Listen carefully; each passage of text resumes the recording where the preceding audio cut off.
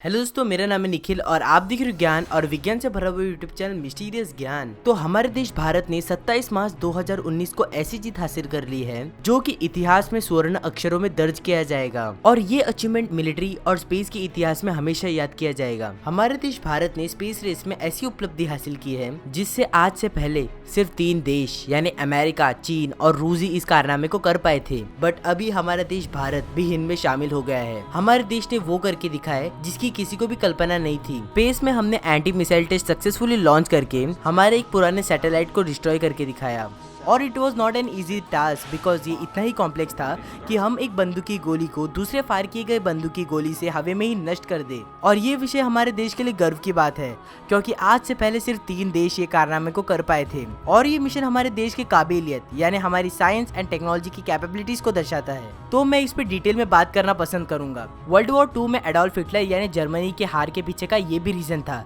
कि ब्रिटेन ने उनके सारे जीपीएस सैटेलाइट्स को बंद कर दिया था जो कि एक देश की आंख होती है, जिसके कारण जर्मनी के सारे इंटेलिजेंस एजेंसीज और कम्युनिकेशन के सारे संपर्क खत्म हो गए थे और नतीजन उन्हें हारना पड़ा। और अगर इस 21st सेंचुरी में कोई भी वॉर होती है तो वो एयर, वाटर और लैंड को छोड़ के स्पेस में भी हो सकती है।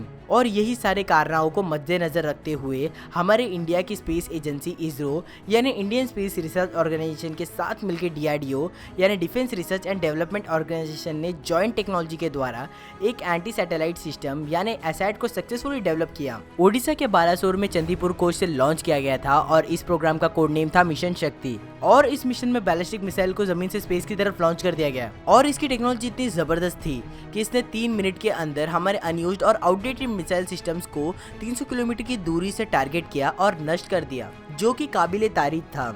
And it makes us special just we are the 4th country to perform this historical event as till now 3 countries were able to perform this task। तो अब आते हैं मुद्दे की बात पर, ये हमारी जिंदगी से कैसे जुड़ा हुआ है। तो फ्रेंड्स, आज के इस मॉडर्न युग में हम मोबाइल टेलीविजन का यूज करते हैं और हमने स्पेस में अब तक 104 सैटेलाइट्स को लॉन्च किया है और इन्हीं सैटेलाइट से हमारे कम्युनिकेशन पर्पसेस पूरे होते हैं। और इसके अलावा ये हमें दुश्मन देश के बारे में बताता है और इन्फॉर्मेशन प्रोवाइड करता है। और अगर कोई देश हमारे सैटेलाइट को नष्ट करने के लिए टारगेट भी करेगा तो ये हमारी टेस्ट की हुई एसेट टेक्नोलॉजी उसको तुरंत ही डिस्ट्रॉय कर देगी। तो हमारे देश और जिंदगी पर इसका किस तरह असर पड़ेगा? हमारे फोन, मोबाइल, टेलीविजन और अगर मुख्य बात करूँ तो ये हमारे सारे कम्युनिकेशंस को ही बंद कर देगा, जो कि हमारे देश के इंटेलिजेंस एजेंसीज को फेल कर देगा। और फ्रेंड्स, हमने ये टेक्नोलॉजी मेक इन इंडिया के तहत अपने ही देश में डेवलप की है और इन सब का श्रेय हमारे डीआरडीओ और इसरो के साइंटिस्ट को जाता है। और इसकी जो स्पेशलिटी है वो है कि ये टेक्नोलॉजी हमारे मार्स टेक्नोलॉजी की तरह बहुत ही सस्ते में डेवलप की है।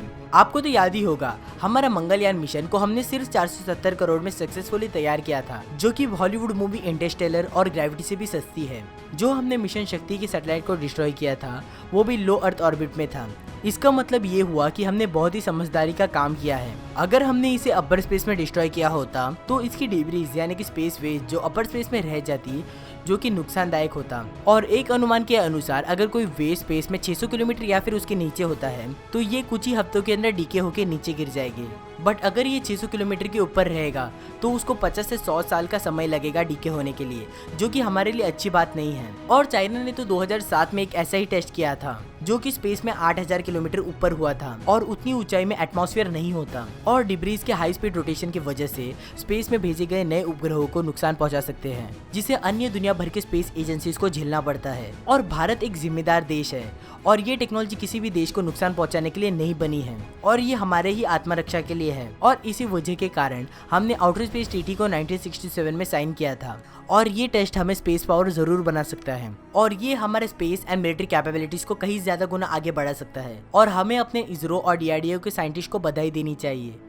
अगर दोस्तों आपने ये वीडियो पूरा देखा है तो आपने बहुत एंजॉय किया होगा। अगर आपको कोई स्पेसिफिक टॉपिक पे वीडियो चाहिए तो मैं उस पर गारंटी बनाऊंगा, तो प्लीज नीचे एक बार कमेंट कर देना।